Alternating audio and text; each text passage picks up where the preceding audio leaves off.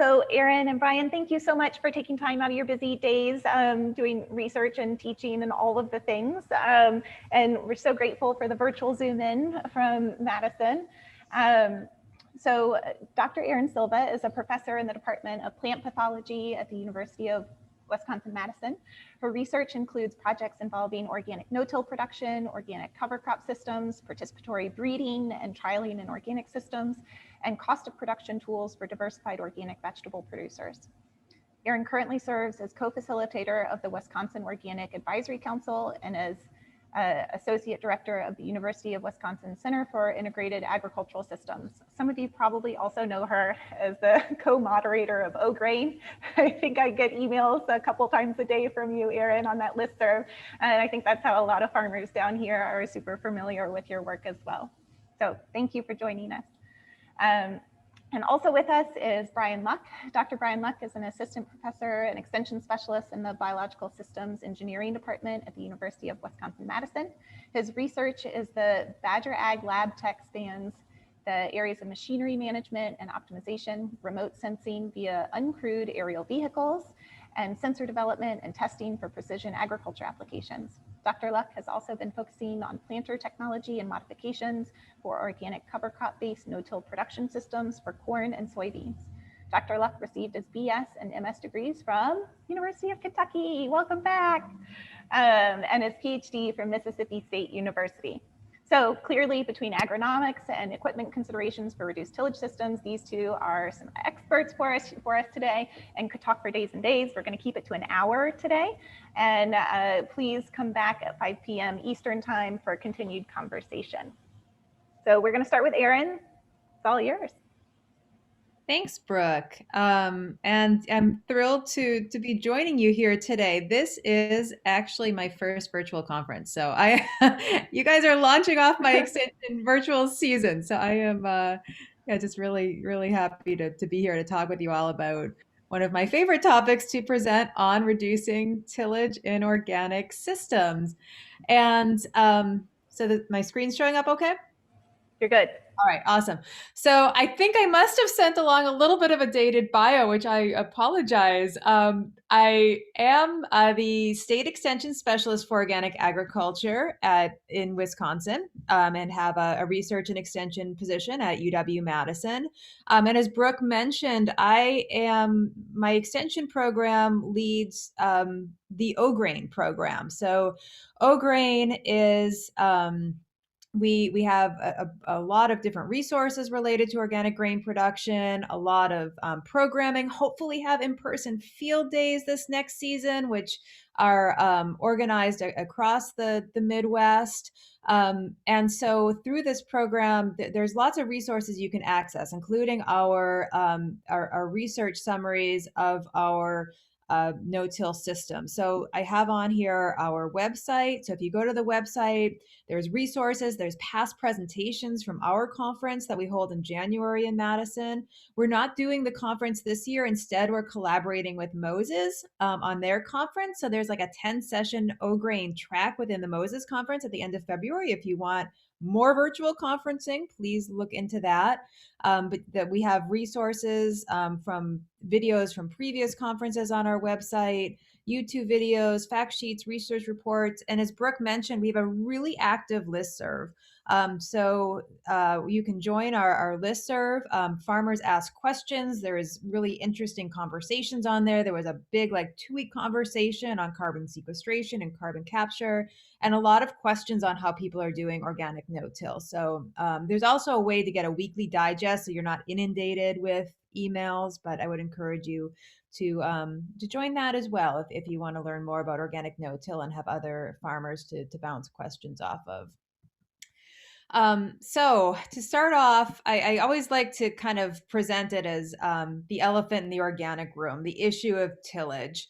And when I talk to farmers that are interested in transitioning to organic, this is often one of their biggest concerns, especially as many farmers that are interested in organic are already really progressive, conservation-minded farmers that have worked in conventional no systems for years. They've developed practices and strategies to look at using no-till to enhance soil health in conventional systems, and they're really hesitant to transition to organic and think of that as a step backwards in terms of their soil health progress. And certainly, as we look at organic from the policy perspective as well, and with that, again, kind of that conversation with carbon capture and looking at potential policy with respect to carbon credits, tillage is often one of the criticisms that's levied against organic in terms of its environmental stewardship goals and how it can best achieve what its soil health goals that are underlying some of the foundational principles of organic. But when we think about tillage and when we think about the role of no-till and our soil health goals, I do also like to place it in the context of organic being a systems-based management, and really all of agriculture is systems-based. I mean, we emphasize the system in different ways, but organic agriculture and agriculture more broadly is an ecological system. That there may be different uses of tools and different emphases of tools, but everything interacts together. So when we look at building soil health and the role of tillage in the organic no-till, I think it's really important to weigh it in the context of the 5 soil health principles. And to overemphasize one at the exclusion or minimizations of others is really not going to get us where we need to be. So when we look at the 5 soil health principles of soil armor, so maintaining residue on the soil surface, whether it be through killed mulches and plant residue or cover crops, that's critical. Minimizing soil disturbance, not only through no-till, but also through other conservation tillage practices, whether it be shallow tillage or strip tillage. Plant diversity, so that's diversity not only within, but across the rotation. Continued live plants and roots, and then livestock integration. When we look at conventional no-till systems, and this is not meant to be levied as a criticism, but we often look at no-till systems in conventional agriculture as the pinnacle of what to strive for, but many of those systems don't include these other 5 soil health principles. They don't include cover cropping. They don't include that soil armor, that really heavy soil armor. They don't include livestock integration. So much of agriculture is a series of trade-offs, and organic is no different. So I don't want to ignore the role of these other principles and these other strategies. Again, looking at crop sequencing and adding cereal grains, adding forage phases if possible, looking at other innovative cover crop strategies with respect to interseeding and co-planting, looking at integrating livestock, that the system can take some strategic tillage. We need to know the best practices in terms of how to do it and when to do it, and design crop sequences that we're putting in tillage at strategic times where there may be less risk, or how we're using that across different aspects of our landscape, or how we strategize crop sequence to integrate these other components. But I don't want to emphasize no-till at the exclusion of these other principles. And you can see here in this chart, in terms of even, again, a systems-based approach of what are our goals, that no-till can differ and there's different no-till strategies and other conservation strategies that help us reach our goals of minimizing water erosion, water runoff, sediment delivery, and wind erosion. And cover crops, with 3 being ranked substantially effective, even without the no-till component, can be extremely effective in terms of also enhancing some of the same goals we're trying to strive for with no-till. Permanent vegetation, strip cropping. So again, I work in organic no-till, so I definitely understand its importance, and there's other management benefits with respect to weed management in organic, but just want to set that stage of this is really a systems-based approach. So with that, what is cover crop based no-till? It is a systems-based approach, and it's hard. Organic no-till is hard, and it's been it just is such an inspiration working hand in hand with farmers, working with colleagues in an interdisciplinary way to try to solve this issue, working with Brian from ag engineering and working with soil scientists, because right now, whereas we have tools to have it work in certain phases of the crop sequence, it is really hard and there's risk involved, and you really have to rethink your system and how you're doing things. So it takes greater attention, it takes advanced planning, because those cover crops that we use are actually planted and managed in the fall for management with in the next season in the spring. So you have to be thinking a year ahead. It also takes adaptive management. Again, organic is an ecological system.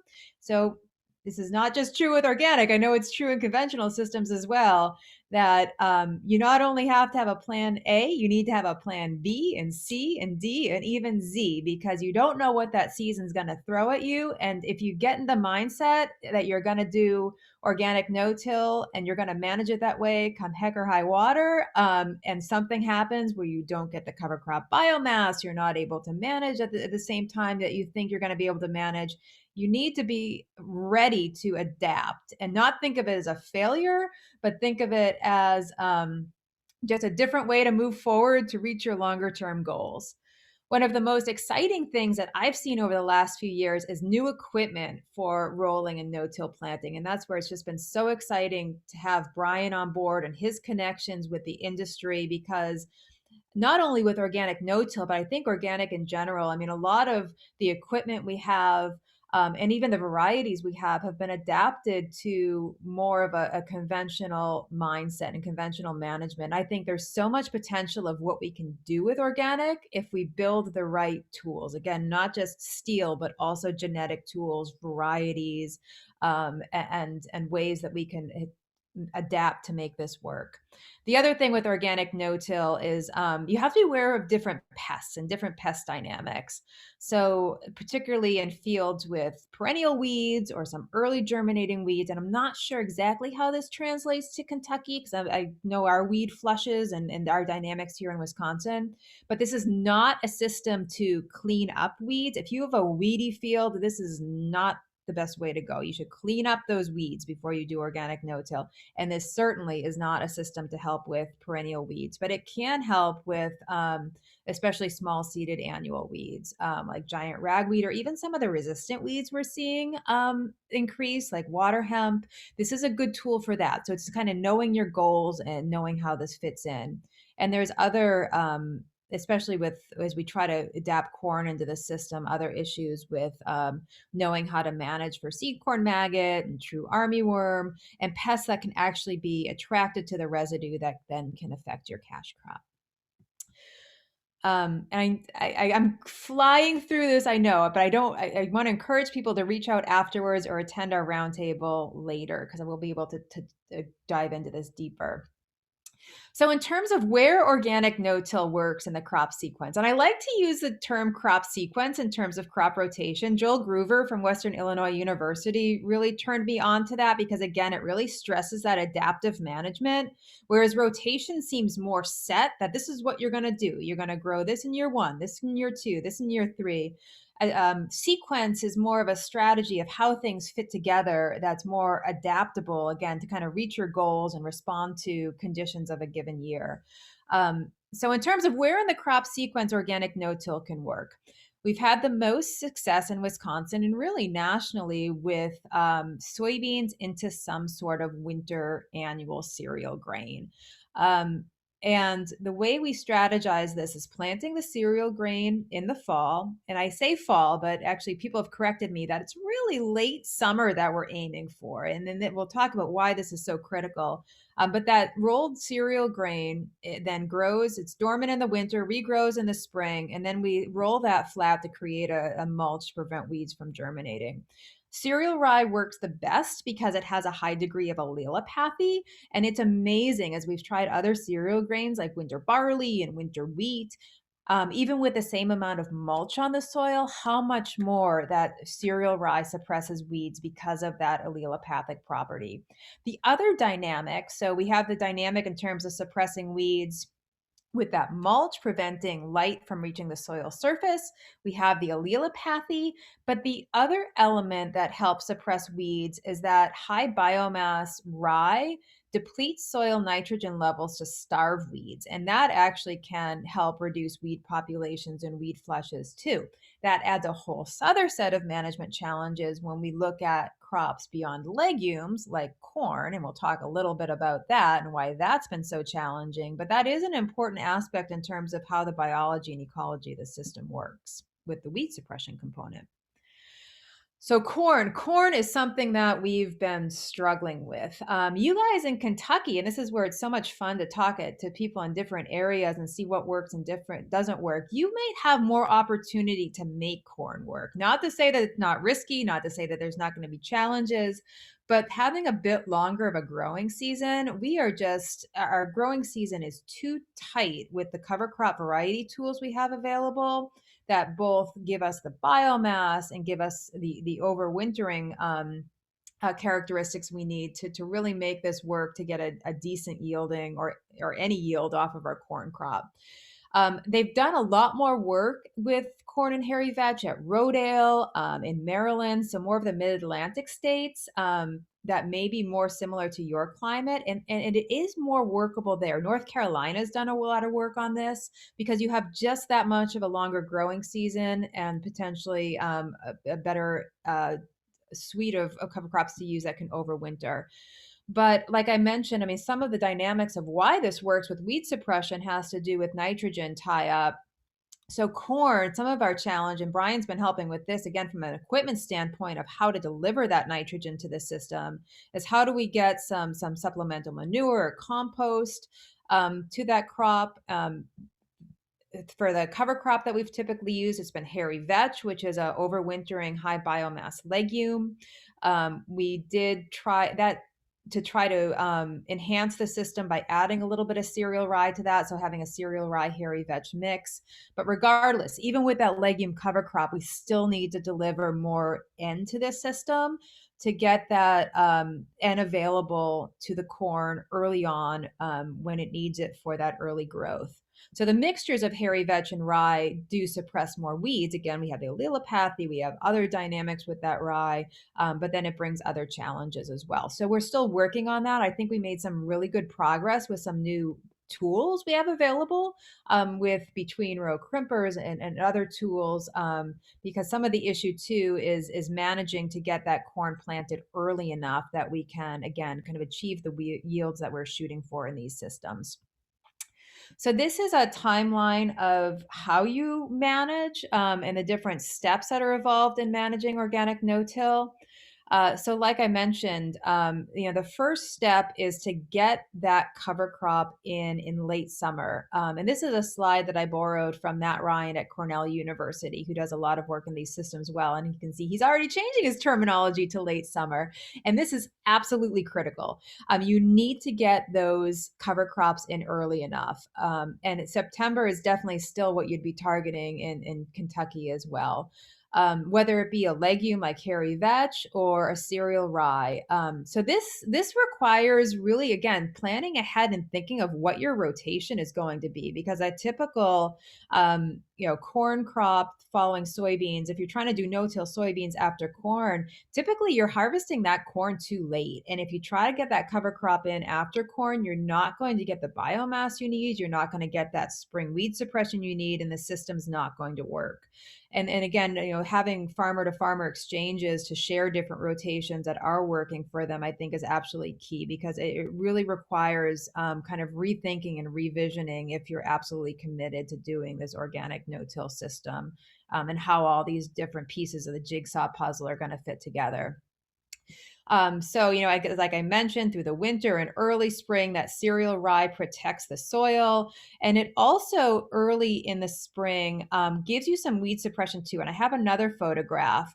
So this is where those earlier spring weeds and like common ragweed, and for us, like Pennsylvania smartweed, having this ground cover is really key, and the allelopathy of the rye to suppress those weeds. the cereal rye then grows. It can reach about 6 feet tall. And then the next phase of key management is anthesis. So you cannot terminate the rye effectively until it reaches at least 50% anthesis. I would even argue 100% anthesis.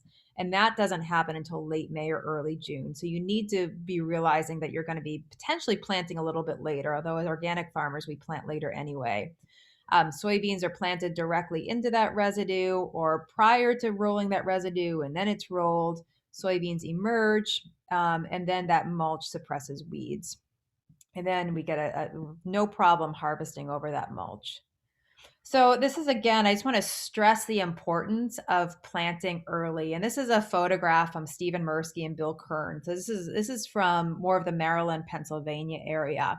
And this photograph is rye, that the growth of rye on April 1st at these different planting dates in the fall. And you can see how the market difference between that early planting in August versus that later planting in October. And I realize rye germinates at a really cool soil temperature. Rye can germinate and establish at like 36 degrees soil temperature. And I have farmers tell me, oh, you can plant cereal rye as a cover crop in December. You can, and it's going to germinate, but you're not going to get the functionality and performance out of it that you need. So it's not just a case of getting that rye to germinate. You need to have it germinate and establish early enough that you get the tillering. That's going to give you the biomass, but it's also going to give you this early ground cover that's going to keep the weeds from germinating even before you get that really high degree of biomass and growth in May. So it's absolutely essential that you get that rye in early in the fall, or again, late summer. So in Wisconsin, I advise farmers to get the cereal rye planted by about September 15th, because it's really this photograph that we're looking for in terms of what we want that rye stand to look like in the spring. So, next step of critical management then is, again, crimping. We want that at anthesis, where we can see these anthers that are coming off of the cereal rye heads. If you run your hand across the cereal rye, you'll be able to see that yellow pollen. When you're running the equipment over the field, you'll see clouds of pollen come up. And I know those tractor grills in the front can be clogged with pollen because you can see so much pollen. If you're allergic to it, it's not cool. And even working in it to try to collect biomass. But that's the stage you want to see for crimping. And it's absolutely essential. If you go before anthesis, you're going to not get that rye to terminate. And then you're going to have rye continuing to grow in the soybeans. And that's going to potentially compete with the soybeans, as well as create viable seed. That's going to be an issue for subsequent crops. And if you're growing cereal grains in the rotation, there's a chance of having contamination of rye with that cereal grain that you're then growing as a cash crop. And again, this is just a photograph, and it's so tempting to go in there early because you want to push the planting date. But if you roll too early, you're going to just get a lot of volunteer rye. And again, competition as well as contamination. You want to go at the right time, wait till like the whole head is at anthesis and crimp then, and then you get a really effective kill. We have been experimenting a bit with what's called an early planting approach to try to push the planting date earlier. This has worked pretty well. So instead of planting the soybeans at the same time we crimp the rye and anthesis, what we're doing here is we're planting the soybeans when the rye is at the boot stage. So for us, that's around May 15th, about 2 to 3 weeks prior to when we anticipate crimping. And in this system, the soybeans will actually emerge within that rye stand. And then when it reaches anthesis, we can go over with the crimper and crimp the rye, and the soybeans are already at about the V1 stage. So this can give the soybeans a bit of a jump in terms of emergence. This is a photograph. This is too early. So there's some synchronization here. That's a bit tricky too, because you can see here that these beans are at the crook stage. And if you mechanically go over these beans at the crook stage, you can see some damage. But what you want to see is more like rolling over at this stage. So how this is performed, it's in some years it's given us a yield boost. I mean, no doubt if we can get those beans in earlier in a typical system, that's going to help us reach the yield potential. The performance in this rye system is varied a bit more though, because in cooler conditions, when you're planting into that mulch, into that, again, with organic where we have no seed treatments, into that cool, wet condition, if we've had kind of cooler, wet weather after we planted the soybeans in mid-May, then the seed just kind of sits there. So we don't really get a benefit. So what I tell farmers now is you really need to look at the 10-day forecast. If you're wanting to do this, if you have a stretch of warmer weather, it may be worth it for you to do this. But this, again, it goes to that adaptive management. If it's around May 15th, you're tempted to plant at the boot stage, but then you see it's going to be like a 10-day period of overcast, rainy, cold weather, I wouldn't even try it. I would just wait until the typical time of planting at anthesis, because you're not going to get the benefit. And if anything, you might get a risk of reduced stands because of that seed sitting in the ground. The other issue you can see is you do get some more regrowth here. So if you're growing food grade cereal grains in the rotation, there's more of a risk of having contamination with that rye regrowing and then setting some viable seed. So all about adaptive management and thinking of the trade-offs and how it works in the system. So another photograph, this is soybeans that have been rolled over, and they do quite well. They actually are pretty resilient if you get them at this stage. If you plant too early, they get too big, they get too leggy. And then the crimper can do more damage. But if you kind of time it right at about 2 weeks before you anticipate crimping, the soybeans can withstand that crimper. And these are some of the yields on the early planted system. So you can see planting on May 18th for two different varieties of rye, rustic and spooner, we had 66 bushel an acre planting early versus 52 bushel an acre. So there did seem to be a yield bump in this year that we did it. But this was, again, kind of that perfect year of where we had that nice, dry, warmer weather after planting. And we don't see this always if we have cool weather after planting. So again, all about adaptive management and looking ahead and kind of weighing the pros and cons. We want to plant the soybeans heavy in these systems. So again, in organic, we tend to plant heavier anyway. But when we're doing organic no-till, we want to bump that up even more. So we're shooting typically for about 225,000 seeds per acre. I know Cornell is actually kind of done seeding rate trials where we really haven't, and they think they recommend you even plant higher than this. But for us, 225 seems to give us a nice we've been happy with that seeding rate, but definitely go higher than the typical organic of about 180. So these are our yields that we've gotten over the years. So one thing I want to note is, so the first couple of years we tried this, 2009, another program at UW-Madison also did in 2008, 2009. When we look at comparisons of yields in these typical organic tilled soybeans versus cover crop based no-till, we had quite a bit of a yield gap. So 47 bushel an acre in tilled, 30 in organic no-till, 54 in tilled, 43 in organic no-till. And I do attribute this a lot to equipment issues, which is why we've really been stressing equipment, getting the seed into the ground, getting your equipment set well that you get good seed to soil contact, and just some other management equipment management issues as well. So I attribute this to the learning curve we had. But as we learned more about how to manage in this system, there still is a bit of a yield gap, but that yield gap is closed. And in some cases, we've gotten pretty equivalent yields as in 2016 and 2017. These are yields from the past year. There was a bit more of a yield gap this year as compared to our last 4 years, but we had exceptional yields. We had pretty much the perfect growing season. But even in organic no-till, we had 58 bushel an acre. So we're getting really good yields in these systems. We're trying to figure out how to close that yield gap a little bit more. And again, I think some of the equipment modifications are going to help this. This is not reflective of the work that we partnered with Brian, that we had more planter modifications. But it's still something that we're looking at in terms of the overall management of the system. So again, this is kind of the transition to Brian. getting that seed into the ground is really key. So getting even seed singulation, getting consistent depth, and trying to get that seeding row closed, and getting a good environment for that seed to establish. And this is going to be especially true as we move forward with corn. Soybeans quite resilient, and with branching, it can compensate quite a bit if we don't get the stands that we're looking for. But we know that there's an impact of stand, and that's again kind of that impact of seeding rate that we see.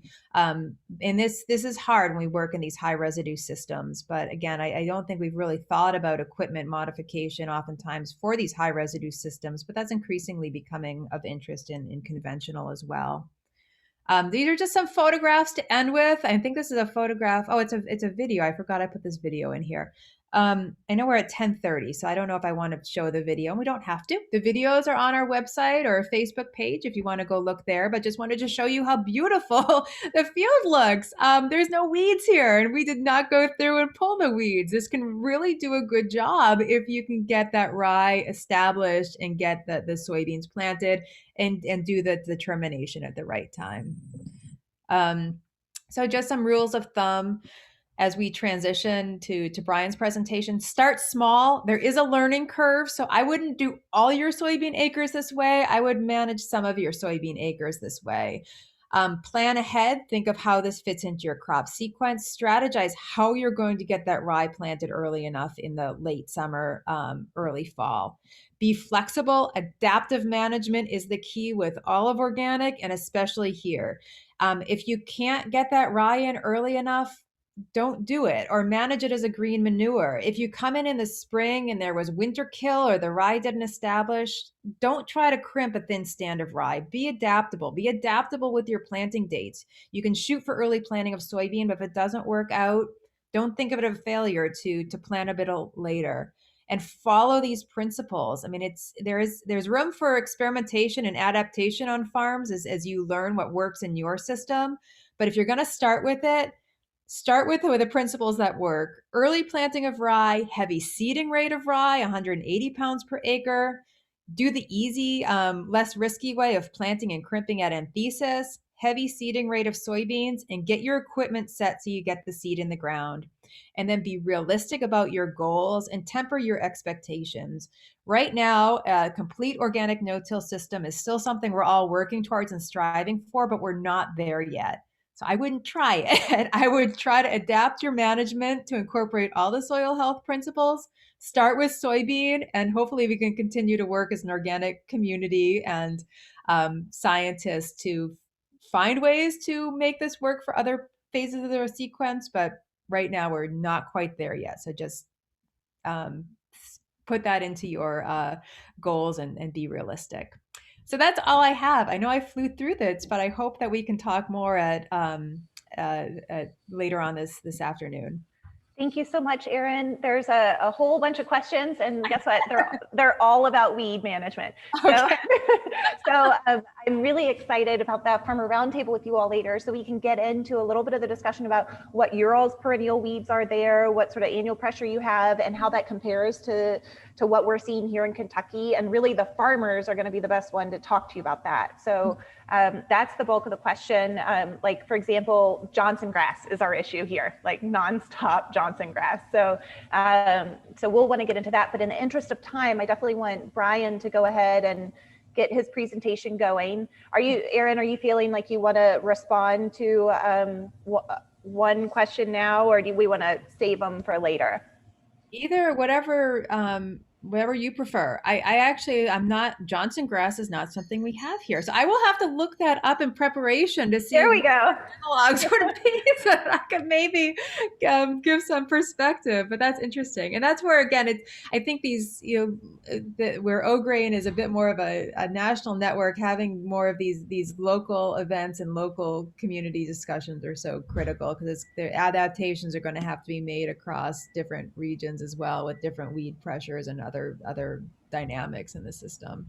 Wonderful. Well, we have all the questions here for that 5 o'clock Eastern Farm Roundtable. So y'all get back in there. Brian, it's all you. We have a question in the chat from Brian. He wants to know what your favorite color tractor is. So go ahead and drop that in the chat. It lets Brian know a little bit more about you. Go for it, Brian. Thanks, Brooke. Can you hear me okay? Yeah, you're all good. Wonderful. Well, thanks for having me this morning. See if I can get my slides to advance and do what I'm supposed to here. So yeah, Erin did a wonderful job setting me up to discuss equipment in these organic systems. I love that. I'm looking at the chat as I go along. UK Blue, of course. Wonderful. Yeah, so my name is Brian Luck. I'm an assistant professor, soon to be associate, we hope, in biological systems engineering at UW-Madison. Did my undergrad and master's at UK at the University of Kentucky under the direction of Scott Shear. I saw Chad Lee in the chat. I think he knows that guy and might remember me, although I was a youngin' when he started at the university. So let's get into it quickly. I'll show you the hood of my UK Blue tractor that I use every year. We're talking about planting into high residue situations. It's a real short video. I think it'll play just to give you an idea of what Erin was talking about. If you look, you can see the plumes of pollen coming off of the front roller crimper. And then I have a planter rolling behind me. So in 2017, I started working on planters. I saw an opportunity with some questions from growers in Wisconsin. They were wondering about closing wheels and no-till applications. There's a few less than replicated and widely advertised studies out there. I won't say specifically what they are, saying that one closing wheel is better than the other, et cetera. And I was a little disappointed in the way they treated that as far as a study goes. So we jumped in, whoops, didn't mean to start that. Let me back up. Jumped in to start looking at closing wheels. So this has applied to both conventional and organic systems. When looking at no-till, we continued it into the organic study we're working with Dr. Silva on. So what we did in 2017, 2018, and 2019, we replicated a closing wheel study. The first year we analyzed separately from 2018 and 2019 due to the fact that we only had one set of closing wheels. So we randomized those one sets across the rows of the planter. In 2018 and 2019, we had whole planter worth of closing wheels that we were replicating in our plots. So I won't spend too much time. I'm keeping an eye on the clock as well since we have a hard stop. But yeah, it's basically my undergrads and a few helpers definitely did the NASCAR pit crew change of closing wheels after every pass of the planter in 2017. Give you a look at what we were dealing with. We had a ground-driven planter. This, I take that back, it wasn't ground-driven, it was hydraulically driven with springs for downforce in this situation. If you look at the lower right, I believe I have a pointer here that you can see. I cannot remember to save my neck what the different one here was, but each one of these rows had a different closing wheel, obviously, as they did up here. And there's just a good look at what they were. So we had the conventional closing wheel that every planter comes with, plastic and rubber job there up at the upper left.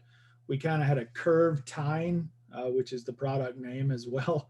On the upper right, we had a spike closing wheel, lower left, and then we had a paddle. These were chosen just basically because I asked the grower group that was interested in doing this study which ones they were most interested in. There's quite a few out there, obviously. So these are the ones they picked. Figured it would be a broad assessment of what's out there and what happens in Wisconsin.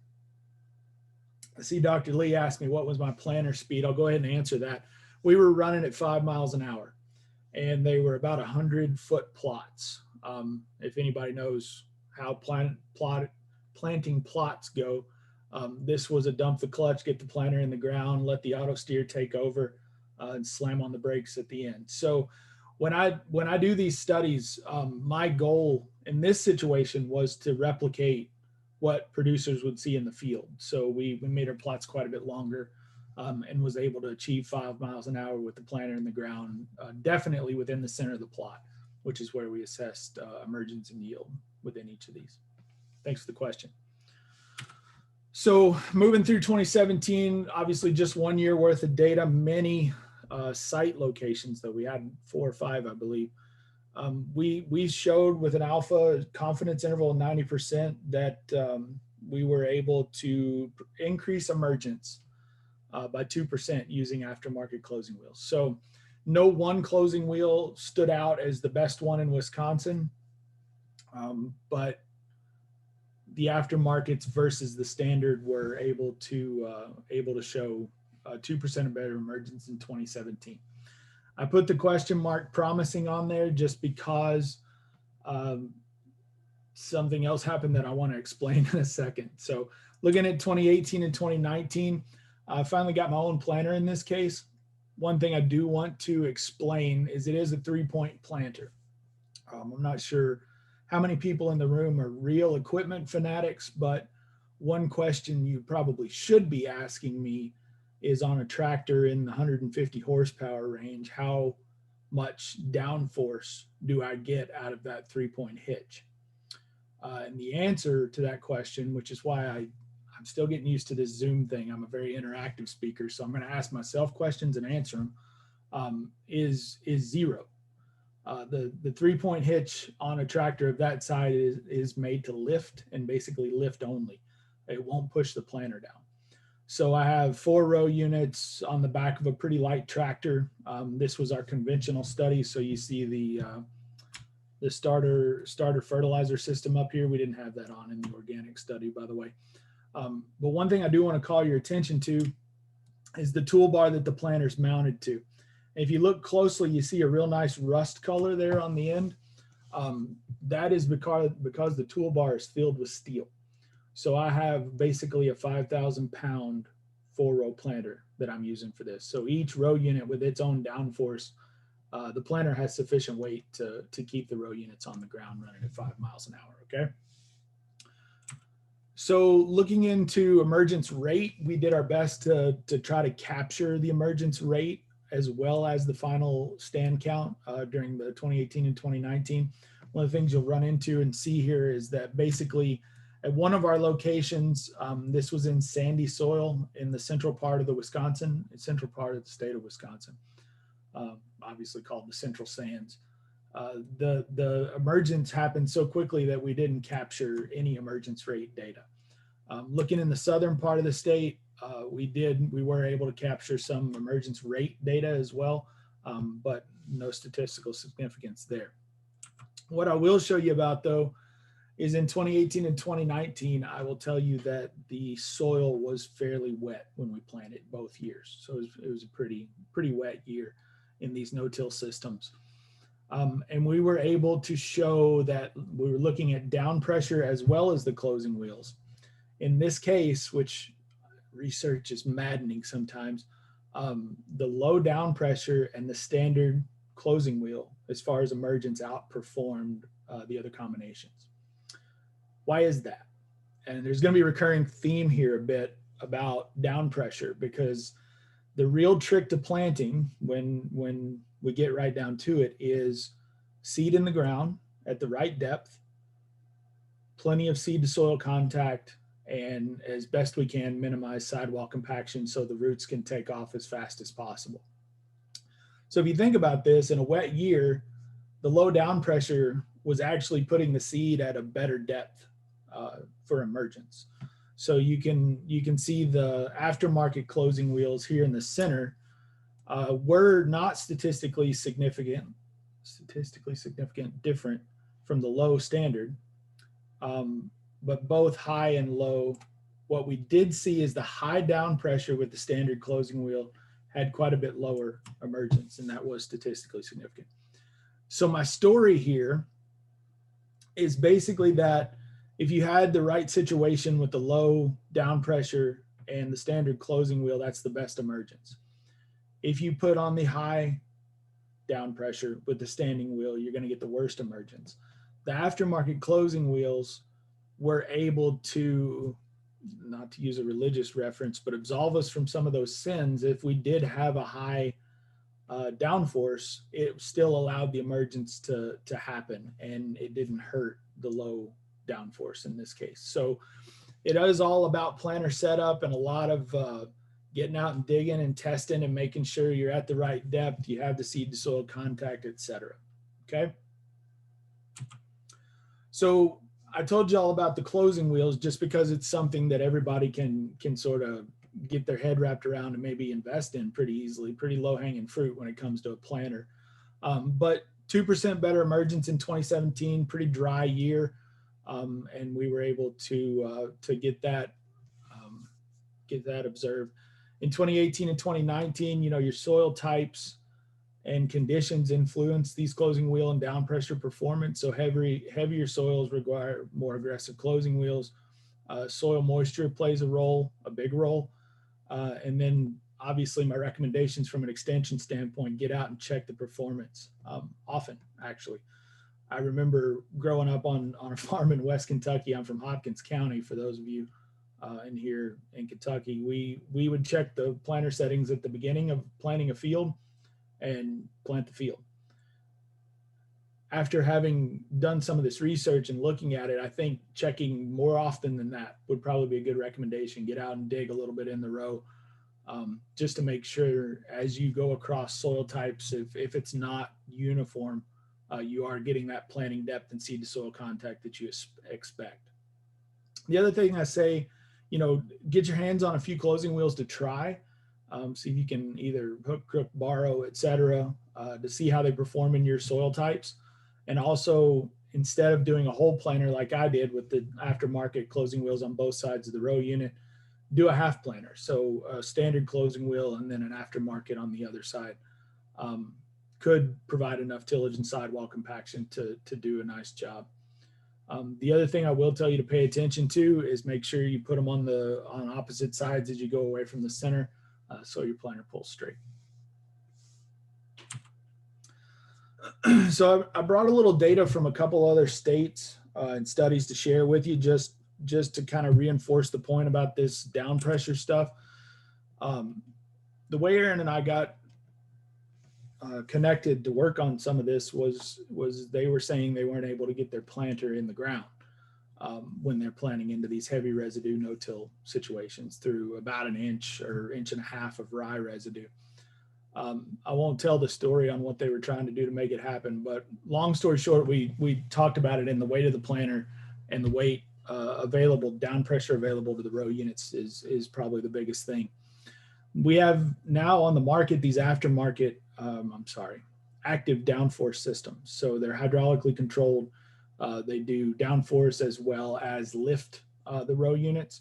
So the goal is to maintain a load on the gauge wheels, which in turn hopefully hits the target planting depth, okay? So they can be retrofits. A lot of the new planters have them.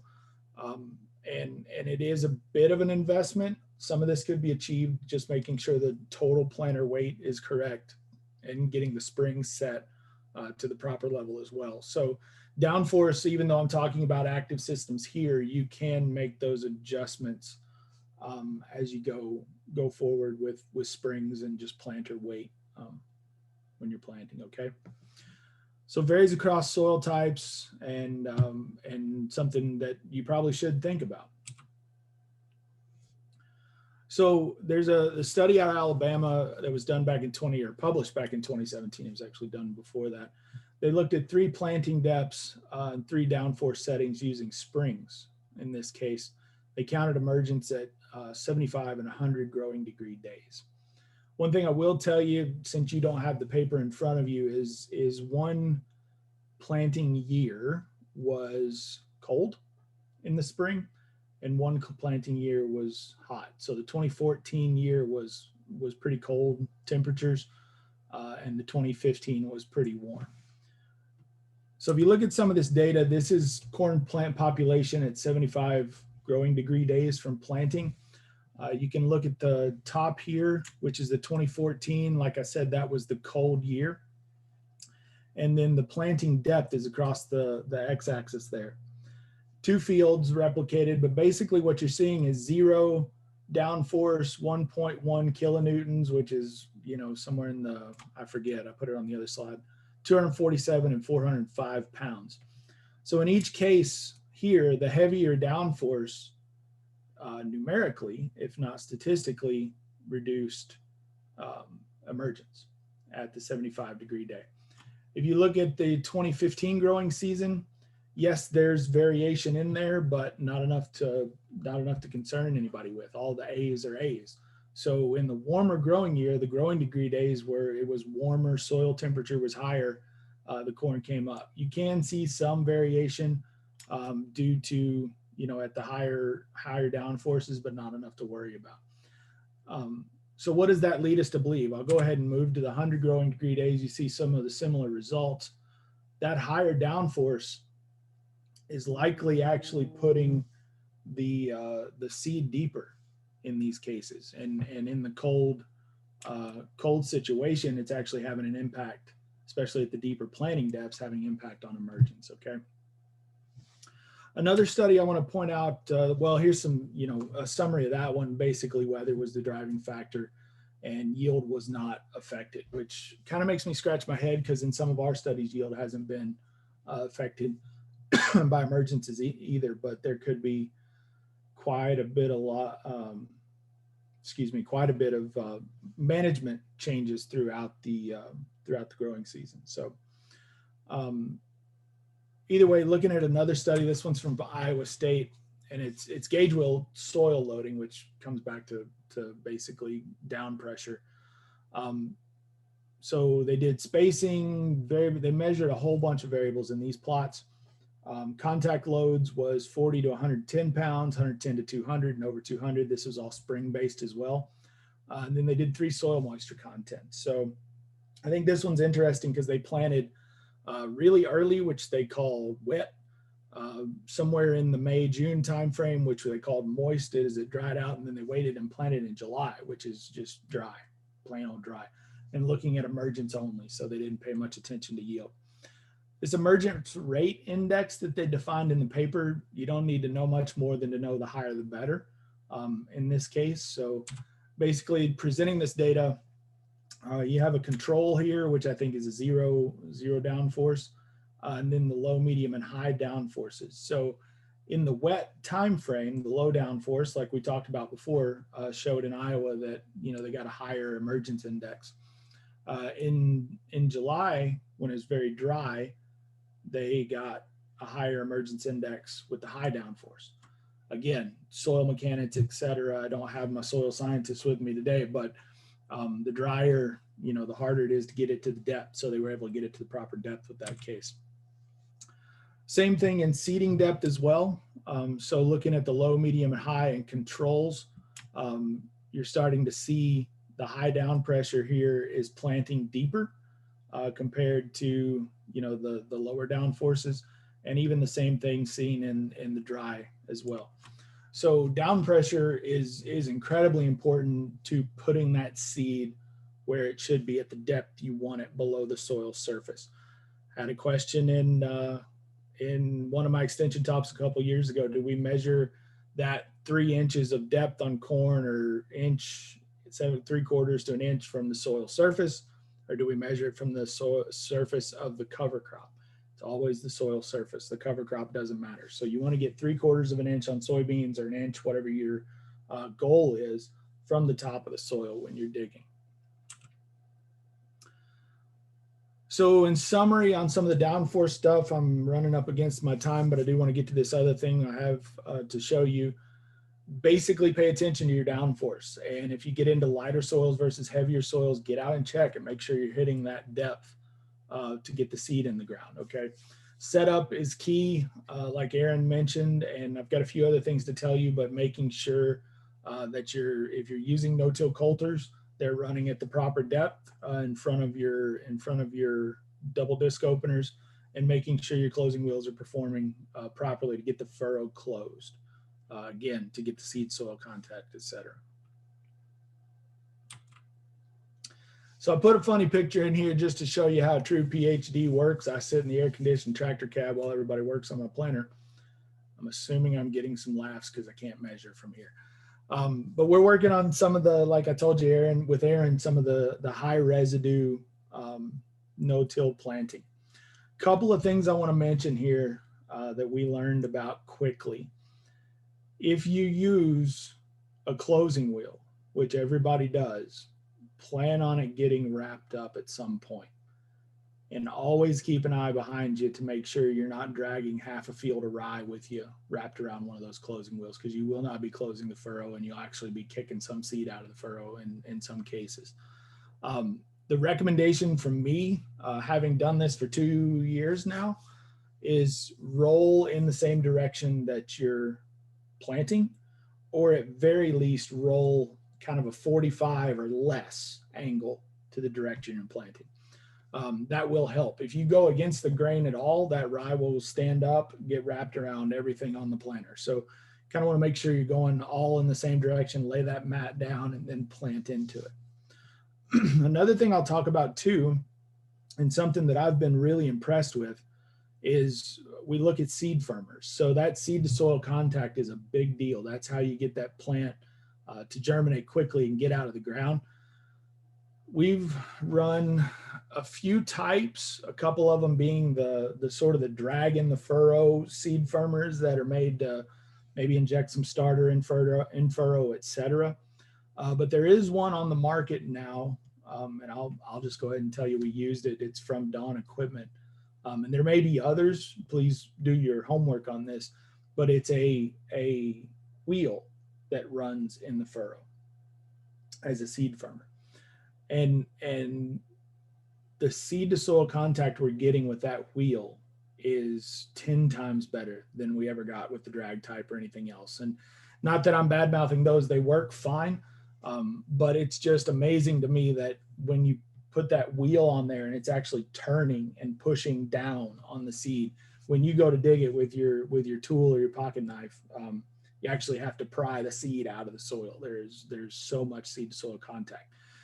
I don't have any data to back up whether it's better or not. It's just been a very good system that I've seen to achieve that. Now, what I don't know, and I don't hold me to it, is it causing compaction around the seed? Is it pushing too hard? But that is adjustable as well. So anyway, long story short, we are seeing a good result. And Erin said that, mentioned that we're able to do this with the planter, but getting the seed at the depth, proper depth, and the furrow closed has been the struggle here. And I can't help it but to show you a pretty UAV video of us running in some rye. We have a front 3-point on our planter. It's 4 rows, obviously. We're able to plant. We're still running at 5 miles an hour in this case. And like I said, our plots are still longer, et cetera, but we're able to set everything down and pass through the plots.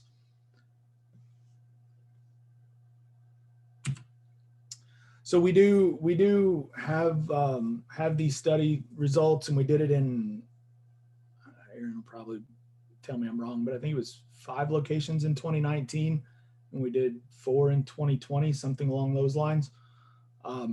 But these are some preliminary results, so don't hold us to these. We're still working on another site here in 2021. But we did show different emergence at different seeding rates, which is a good thing. Biology and physics works. We put more seed out there, we got more plants.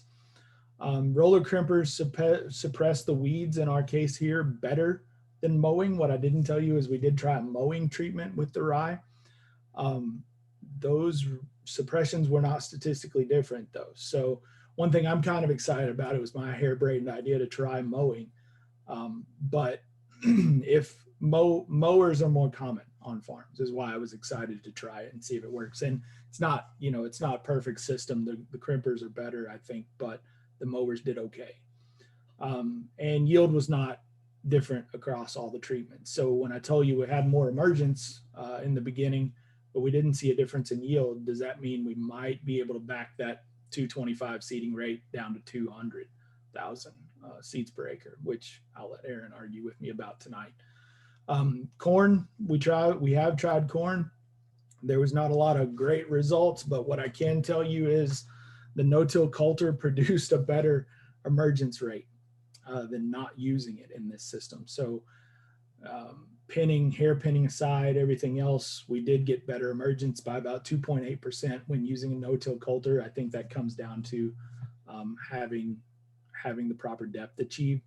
And we did have a higher yield with the standard closing wheel again at low down pressures. So back to the wet year that we were talking about.